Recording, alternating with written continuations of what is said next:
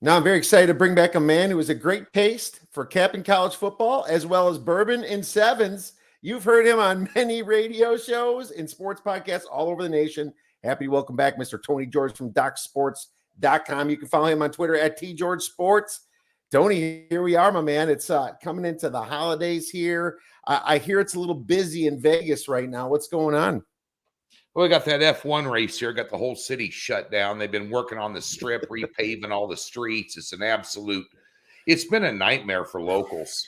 It's snarling traffic. And, this happens to be a weekend that I've got people in town and things going on and podcasts downtown, all this crap. And it's about 300,000 people flying in for this thing. And it's just been crazy. I don't quite get it. F1 is not, an American sport, so to speak, so we got all this Euro trash in town I got to deal with this week. So hopefully, and no offense if you're buying football plays for me and you're from Europe, but at the end of the day, it's driving me crazy. So I don't see how it benefits the city. They spent like $300 million getting ready for this thing. They had to dig up all the pavement on the streets. I mean, excavate all the asphalt off the street and lay down a special asphalt just for the race tires. And then when the race is over, they're going to dig it all back up again. I don't understand where the money came from. I don't understand what it's for.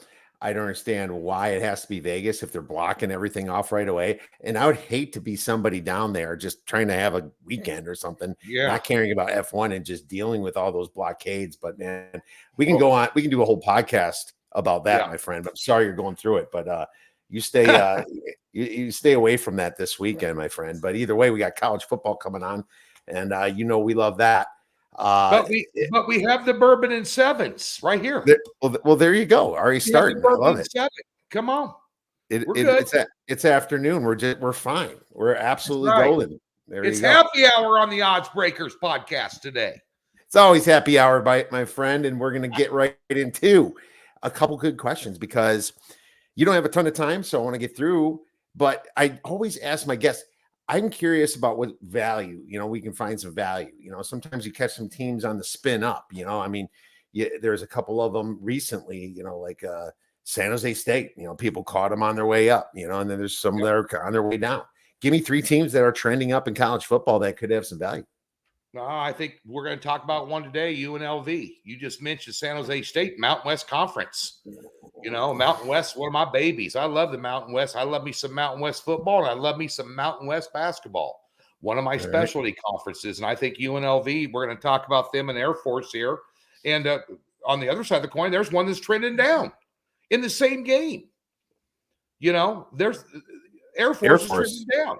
Well, that was definitely one of mine trending down as well. Yeah, and there's reasons for that, and I'm real excited that you picked that game because I do have a play on it as well. Another one I think you want to keep an eye out for trending up's Missouri. Missouri is playing football right now. Look what they did to Tennessee. I know they're laying 11.5 this week to Florida. What the hell's Florida got? They're on the road up there. It's going to be freezing up there in Columbia. The Tigers are all fired up. They got a great guy from Appalachian State has stepped in there and done a great job. They're not out of the mix in the SEC, so they're trending up. Another team I think that I've been keeping an eye on that's been playing good balls, Georgia Tech, and they're playing Syracuse this weekend. They might pull out a can of whoop ass on Syracuse because Syracuse's offense is anemic. Syracuse's offense could step in and play for the Giants right now, and you couldn't tell the difference. Well, that's where their quarterback's from. Yeah. DeVito. Exactly. And he played 1 year at Illinois, but man, that's true. It's funny. UNLV has been just undervalued all year, and same with Missouri, and we don't even know the ceiling on them yet. So I find that funny. It's like they keep covering spreads and they keep proving people wrong. So I find that amazing for these teams, and they're very good selections because I'm not sure if they found their peak yet, and that's the problem. Where is the peak, and where's the valley too? You got to say about some of these teams because I picked Arkansas State. Nobody's talking about them. They won their 2 of their last 3 games and covered against a very good team last week. Yeah. Arkansas State, I don't like Jones. I don't love the coach, but I'm telling you, they beat both Louisianas, the Monroe, the Lafayette, and then they covered against South Alabama. So give them some credit, Yeah. Yeah. I They were the Red Wolves, they were one of the lowest bottom rated, power rated teams in college football to start the season. They were going to be everybody's whipping boy. And guess what? You're right. They have risen from the ashes. Even in losses, they've competed. Oh, for sure. I agree. Another one's UCF. UCF, they've been screwing up spreads based on turnovers, but their yards per play is over 1 for a mark. And I'm kind of looking at that one this weekend against Texas Tech. I haven't fired on it or anything, but I find that an interesting dog position for UFC or UCF. And then I picked Coastal Carolina. They got their heads out of their asses, and they're playing really well too. So, so those are trending up. Trending down to Duke. Duke's lost without their quarterback. We don't know what's going on. And even if he plays more, he's still injured, and they're a mess. Georgia Southern's been dropping their games and trying not to be. Oh man, they're trying not to be the Sun Belt East. Showing up, they don't want it. Apparently, they don't want to get in the championship game. And then Florida Atlantic, what the hell's going on with them? They're kind of trending down lately too. Florida Atlantic. I would have thought they would have kept, going on, and they're just dropping games that they shouldn't. And I just feel like they might have given up on the season. I had Georgia Southern last week against Marshall. Yeah, how did they lose to Marshall? Marshall's a bad team this year. Shocking, 2.5 points. I mean, I had a shitty Saturday last week. Hey, look, I felt like it is. I did too. Sucked, I think a lot of us did. I stunk it up, but I was real confident with that. I had a 4-unit position on them, for my clients and personally, and I was shocked at the way they played that game. I mean, they just. And some of these teams, it's Jekyll and Hyde from week to week. And the teams that are remaining consistent are the teams you want to bet on, and the ones that are inconsistent, but they have it in them, but I'm not willing to bet my money anymore thinking they're going to go ahead and pull their head out of their ass. No, I'm just going to stay with the teams that have been consistent. Oh, for sure. I think that's what you want to do. Put your money where you can see not a big variance between blowing out teams and getting blown out, and all that weird stuff you get in the MAC. You get that crap in the MAC. Like Toledo's never been consistent. Look what happens. They 10-point favorite on the road. They lose to Bowling Green outright by double digits. They've always been an inconsistent team, and so that was a trap spot for them, I felt. But that's what you got to look out for. Let's get on the consistent teams here at the end. But we have a big slate coming up in college football. Some fun games to talk about here, and let's get right into it. I picked 3, you picked 3, and we can do some hodgepodge if time at the end. But we'll start with San Diego State versus San Jose State. San Jose State's a massive favorite, 14.5, total 49.5. Now, I didn't include them in their teams trending up because they already trended up. Look, they're laying 14.5 against San Diego State. What the hell happened to this program, man? Brady Hoke, what is going on over there? They have just been the worst form of the Aggies that I've seen in years, right? So it's blowing my mind how bad they are in football. They also dropped one to BYU in basketball, but that's a whole nother story. We'll talk about college basketball later in the season. But I think this is interesting because San Jose State's been scoring, and San Diego State's down in the dumps, and that's why you see this big spread. But the reason why I think they haven't quit is because I did see them come back a little bit against Colorado State. They backdoored that thing. They outscored Colorado State 19-7 in the second half. So I did see some effort there. And when I see effort in the second half, I can kind of look for that in the second game. Now, the spread is larger than what I have, but I think I like the total a little bit more. I know both teams play a little slower, but when San Diego State's defense ranks 127th in success rate, 25th in allowing explosive plays, it doesn't matter how slow they play. Points are going to be scored here. San Jose State scored 35 or more points over their last 4 games in the Mountain West. 35 or more. I think they can get in the 40s against this horrible San Diego State defense, but I think San Diego State's going to score 10 to 20 points. I think this total's too low at 49.5. I think it's been way underbought. I also think that San Diego State has a little something to play for, being that, same state, a little bit of a rivalry going on right there. And I still think that the Spartans defense, San Jose State, is still a little suspect, giving up over 26 points per game, allowing 5.5 yards per play. I take the over 49.5, my friend. Well, they almost put that up against Fresno State last week. San Jose State did alone. Yeah, that was an eyebrow raising score too. It was. I was on Fresno, and I lost. That was one of my losses last week. Man. I saw that, and I follow the Mountain West. I thought that was too close to call. I really did. I thought it was too close to call. I just thought, and then I saw that score, and I'm like, what the hell? I'll guarantee you, of course, Rocky Long's 4 or 5 years removed from San Diego State, but they hung their hat on defense for 2 decades. Yeah. And now they suck. They're one of the worst defenses in college football right now. I mean, ridiculous. It's shocking, actually. Yeah. And I would agree with you on that one, buddy. Yeah, the only team that they held to single digits was Nevada. They're the worst team in the Mountain West. Yeah. Yeah, they have to be the worst team in the Mountain. I don't know if they beat Hawaii, but they know they lost Hawaii by double digits. Yeah, they are definitely the worst team, I think, in the Mountain West, and they lost 6-0 that game. But let's move on to another Mountain West game, because that's been the trend for us. We love Mountain West coming in here, and UNLV, a team that you said trended up, against Air Force, a team that's trending down. I'll let you get started with this one. Yeah, well, the bottom line is, one of the best hires in college football in the last year has been Barry Odom. No one's talking about it at UNLV. Mm-hmm. This guy could be up for Coach of the Year. Mm-hmm. Yeah. I mean, look what he's done. UNLV couldn't get a lap dance to Spearmint Rhino with a fistful of hundreds. These guys were terrible. And now look at them. They're 8-2 straight up and 9-1 against the spread. And they should have beat Fresno State. Best spread record in football, I believe. Best spread record in football. Yeah, and they're going to cover another one. The last 2 weeks, UNLV has put up 90 points. The last 2 weeks, Air Force has put up 16. Come on. Be serious. They're laying 3.5 here.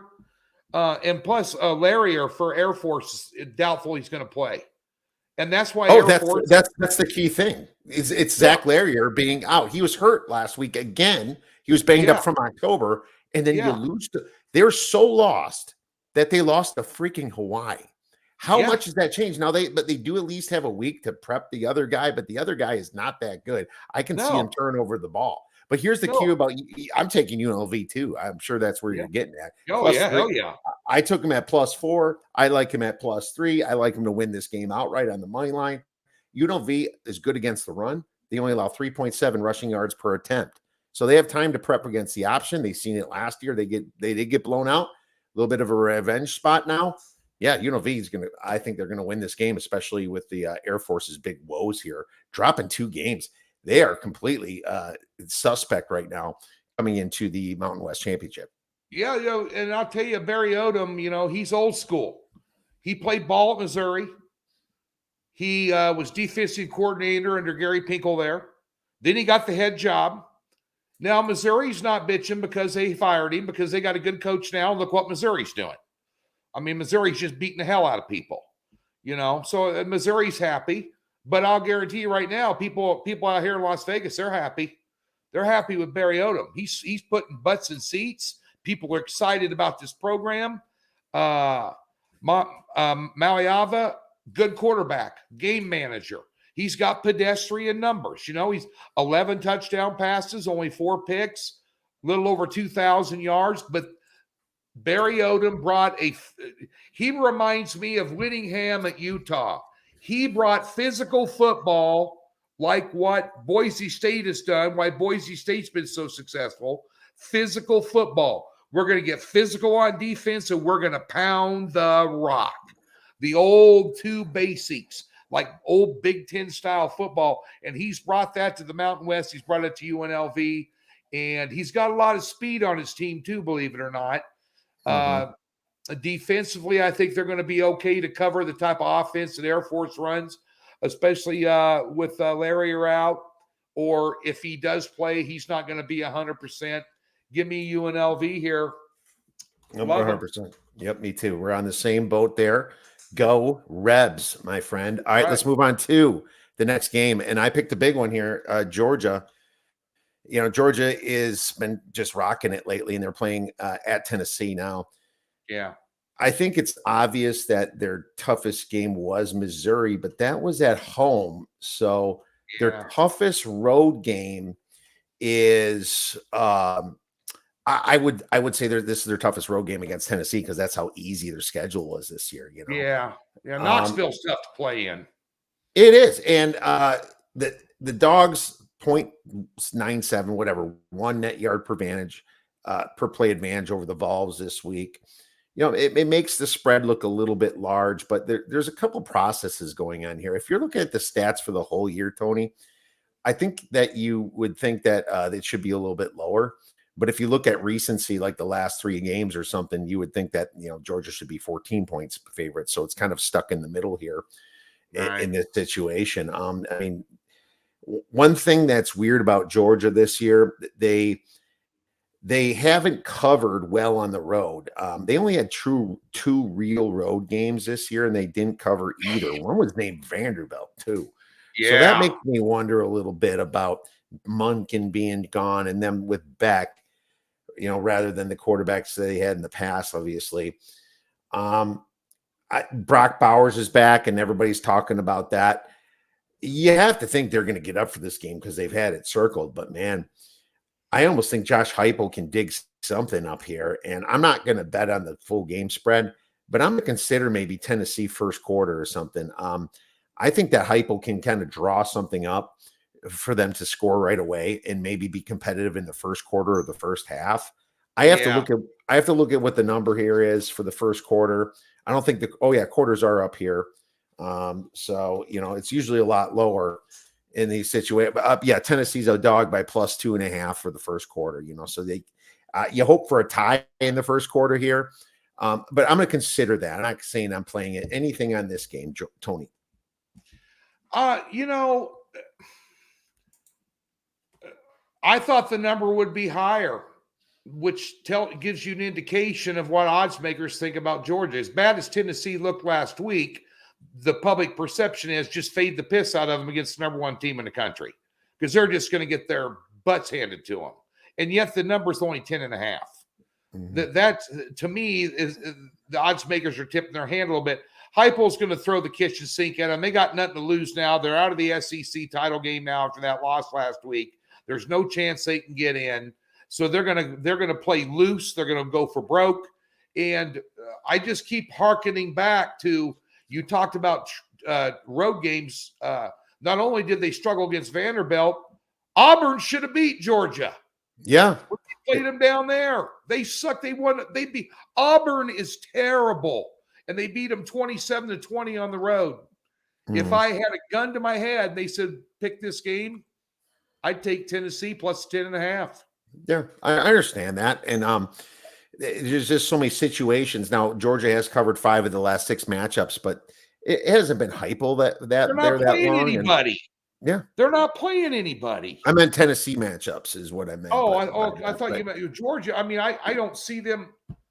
They've had such an easy schedule. It's right. Speaking, and I guess since we're on SEC discussion, teams that you and I both left out, shame on us, for teams that are on the rise. Alabama's on the rise. They're playing as good as anybody in the country right now.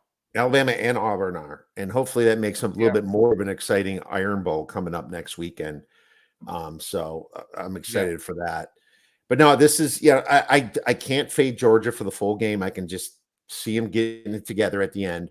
But I just think that Tennessee could come out firing here, and maybe a first quarter or first half number is okay on them. So they'll be catching around 5.5, 6 at halftime. It's 5.5 now. Yeah, it's 5.5 right now. So I think might get. If you want to bet that, I'll guarantee you by Saturday. We're taping this on Wednesday. By Saturday, this line's going to be off 10.5 and up to 11, maybe 11.5. And that first half line, if you get that first half line around 6, 6.5. That's a key number. I wouldn't be a bit surprised to see Tennessee just come out.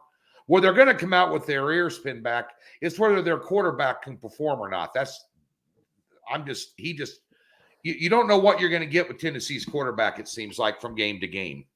100%. You're not. And I think that Milton is just much better home than he is on the road. And on the road, you can't touch him, but at home, it's pretty good.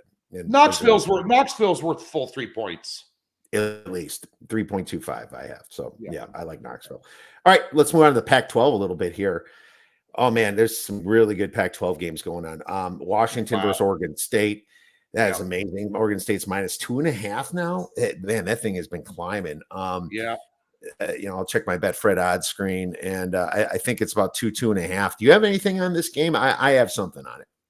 Well, we talked about it on. We have a show over at Docs on our YouTube channel called Gridiron Six Pack. I do every week. We do 3 college and 3 pro games, and Griff Murphy, he liked Oregon State in this game. He put them out as a freebie here. He liked them, but he liked the under in this game, the way Oregon State's been playing defense lately. I'd probably lean under that 63.5. I'm not going to jump on the bandwagon because the entire freaking universe is talking about how Oregon State's going to rail them in there in Corvallis. And speaking of 3-point home field advantage, Corvallis is 3-point home field advantage for Oregon State. But I think Washington could argue that they're one of the best teams in the country too. So I don't want to buck them. I think they might go in there and beat them. If they go in there and beat Oregon State on Saturday night and you don't move them in front of Florida State, something's wrong with you. Because they should have been in front of Florida State now. The Pac-12 is 19-2 in non-conference games. That just shows you how much of a sham this whole 14 playoff has been for a long time. Yeah. But either way, that's getting fixed, thank goodness, next year. Yeah, I do think in that UCLA-USC game, UCLA, I like USC in this game. They've had a gauntlet of tough games to play. USC's Achilles heel is their defense is just absolutely deplorable. And, it's not that Caleb Williams isn't playing at a Heisman level. It's that his defense is handing him a dog turd every series. You got to go out and score again now. You got to go out and score again now. You got to go out. They're falling forward for 9 yards a carry. We're giving up chunk plays at 30 to 40-yard chunk plays nonstop. Firing the defensive coordinator didn't help jack crap. It's not going to. Lincoln Riley's getting exposed, and this is what happens when you don't have talent on defense. They can't even tackle. So you like UCLA, not USC? No, I don't. All that being said, UCLA, that quarterback is not adapted to their offense. Let's take 2 common opponents here: Arizona State. USC's 2-0 against them. UCLA's 0-2. In those 2 games against those 2 common opponents, you know what? UCLA managed 17 points. USC put up 90. I'm telling you right now, I like USC to come out here and take out a lot of frustration, and I think USC gets a solid home double-digit win this weekend. All right, so this is one I disagree on because of a couple quick things. Good. Steak and a beer. we might have that on something later, my friend. UCLA played Arizona and Arizona State when they were freaking red hot. USC played those teams in the beginning of the year. So I think, I'll say Arizona was just in transition in October 7th for that. And Arizona kept up. I think that 7 points is too much. Now, I'm not saying UCLA is going to necessarily win it outright. I think it's going to be a 1-score game, but you said it all right there. Their defense sucks. What else are we going to look at? Here's another thing I like about UCLA. There's rumors that Chip Kelly's going to get fired. What I do know about Chip Kelly is the teams usually like him. The teams don't hate him, right? So when Chip Kelly is on the hot seat, I think this is just a massive spot for this team to get their heads out of their rear ends. And they do have a quarterback playing in Ethan Garbers. I know the other 2 are banged up, but Ethan Garbers should be starting this game, and he's the one with the 68% completion percentage and 3 touchdowns or 6 touchdowns, 3 interceptions. He's the better quarterback out of the 3. So I think they cover, but they're 6.5 if you like the UCLA part or the USC part. So we'll have slight disagreement on that, but there is 6.5 and 7 on this. So Arizona was up 17-0 on US. The USC game is when Arizona started playing ball. They were up 17-0. They still couldn't put them away though. Yeah, USC showed they're a championship team. This is before they were beaten, but they showed they were a championship team by coming back in that game and posting a number against them and winning the ball game. Clearly, you have the better quarterback. I mean, the guy's got a freaking Heisman Trophy for crying out loud sitting on his mantle. You know, you got a better quarterback in USC. I don't see good. I don't see good quarterback play out of UCLA. I think USC. I think this will be their best game in the last 5 weeks. All right. Well, here you go. They lost 4 of the last 5. Cal was a nail biter. They probably should have lost that game against Cal. I mean, this is their home run spot.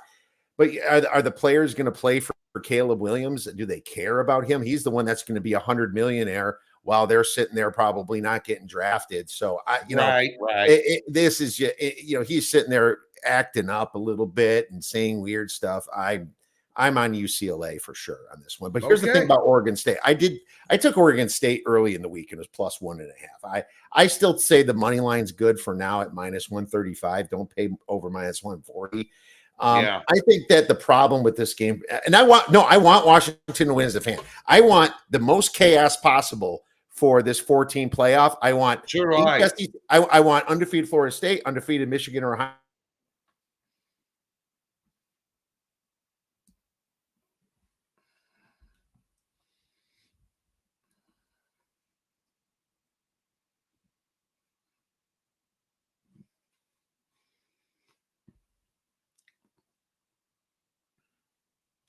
Undefeated team. His defense ranks 131st in success rate against the run. Number 2, Washington ranks 3rd in passing success rate, but the Oregon State's decent against the pass. 36 in defense success rate. They got some good secondary there, so that's where they need to get 2 or 3 stops this game. If they can get 2 stops this game, they should be able to run all over Washington. And 50 degrees, possible rain. It screams Oregon State here, and it's just such a bad spot for Washington. They've been just 100% all year. I think that Oregon State does get the win. I don't want that to happen, but that's where I put my money on, Tony. Yeah, I think it screams under with the weather and a lot of running involved too. Yeah, I don't disagree with that. I would certainly look at the under in this situation as well. Now for the biggest game of the week, my friend. Where all the years going to go for you and I. Oh boy, Wisconsin, my friend, is hosting Nebraska. I wrote 5. I had my Nebraska hat sitting out. Now it's gone. I was going to put it on for this play. Damn it.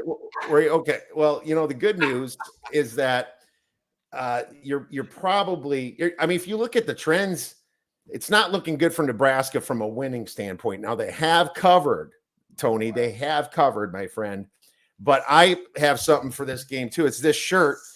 Right when they joined the Big Ten, as you see right here, it's Bucky's first annual corn roast in November 1st, 2011. I bought this shirt before I went to the game. All right, and we roasted some corn that day, my friend. We roasted a lot of corn because we destroyed Nebraska. Now, ever since then, the Badgers won every single game except for the very next one. I think they're like 8-0 run against Nebraska. Okay. Now I can't find my Nebraska hat. I'm pissed off. Don't worry about it. Don't worry about it. We know where your heart is. Yeah. But I wouldn't recommend anybody but you and I to watch this game, first of all, because these freaking teams are underachieving, pathetic losers, and they're both on brand new coaches. And the Badgers getting their asses kicked 24-10. It was 24-3 the whole game against Northwestern as a double-digit favorite. It's just freaking despicable. I mean, but Nebraska's been leaking oil all over year themselves. Losing at home to Maryland, their quarterback situation is pure hell. It's like a competition to find out who's throwing the most interceptions with Heinrich Harburg. And now Harburg's banged up. Is it Sims going to play today? I don't know. I'm guessing Sims. Maybe you know more than me about this, but some of the stats though, what I will say, and this is why this spread is past 3, Tony, they're skewed because Wisconsin played 3.5 games with a backup quarterback freshman, a redshirt freshman in Locke, and without their top running backs. Now, they got Braylon Allen back last week, and he didn't look great, but they got him back, and they got Tanner Mordecai back. Just based on that, I can see them scoring when Nebraska can't score in a very ruckus Camp Randall Stadium. And with the injuries to Nebraska's quarterback and really all over the team, I think Wisconsin wins by 7, man. I took the -4.5 for Wisconsin. That's what I would recommend playing in this situation. Wisconsin keeps roasting that corn in Camp Randall. Well, I'm going to bet you a steak and a beer. I'll take Nebraska to 4.5, but that's not my pick. You're on, my friend. You're on. First of all, and by the way, I bought you drinks when I was in Phoenix 2 weeks ago. So just so you know, so you're going to have to not only steak and a beer, it's going to be a steak and 3 or 4 whiskey. Look, that has no problem. I have no problem paying that back. But what's even sweeter is that steak. I want a ribeye, bone-in ribeye. Tomahawk style. All right, there you go. Right, Barry's Prime, right there at Circa. You got it, buddy. But here's my come here. Looky here. We're live. I'm picking the underdog. This is the underdog right here, baby. Yeah, that's a good looking dog. What are you doing with Tony over there? Jesus, a pain in the ass. But at the end of the day here, I like the under 36.5. I mean, what's Nebraska going to do? How are they going to score? Nebraska's offense is 116th out of 133 teams in yards produced. They are 129th out of 133 teams in passing yards, and they're the number 1 team in college football at fumbling the damn ball. We give the ball away more than anybody could. That offense is going down faster than a fat kid on a seesaw. And I'll tell you what, but here's the strength. They're number 17th on defense in yards allowed and number 4 in yards allowed per play. And last time I checked, your beloved Badgers are not that good on offense, buddy. And that's my biggest fear is them stopping the run because they're just amazing. If Nebraska does one damn good thing, it is stopping the run and somewhat the pass as well. Yeah. I mean, it didn't show against Michigan, but that's Michigan. I think that Nebraska can slow this down. That's why I kind of like your underplay as well. Yeah, I don't think you can make a total low enough for this game. And Wisconsin's not going to exactly make it easy. I'm thinking this could be a 13-6 type game myself. Oh, 13-10. Because I'm covering out 4.5 when I say that. If Nebraska had 14 points in this game, I literally would be shocked. Especially and they're talking about putting Purdy in there. Purdy, the quarterback for San Francisco, Chubba Purdy, his brother. He's third string. He's getting a lot of snaps in practice in Lincoln is what I hear right now. Yeah. Because Sims, this guy, he hadn't seen a game in 5 weeks because he turned it over 9 times in 7 quarters, the first 2 games. And you know what he did the second he touched the ball? He turned it over. His third play, he fumbled it. I thought he'd be way better from Georgia Tech, and he wasn't. Oh, he just has been an absolute bust. This guy, he's a human. He makes Adrian Martinez we had look like an amateur when it comes to turning the ball over. That's how bad he is. You're better off with Chubb in there because he could take off and run it too. I don't think it matters against Wisconsin's got our number. But I'll tell you one thing. One thing you son of a bitches have done to us since we joined the Big Ten is jam that ball down our throat. You had running backs setting records at home against Nebraska. 300 and some yards. I can't remember the guy's name, but tell you what, you're not going to do that this year against this defense. It was more Melvin Gordon, 426 yards in 3 quarters. Okay, yeah. Thanks for reminding me. I don't give a shit whether I win or lose. You're still buying. I think John Taylor might have.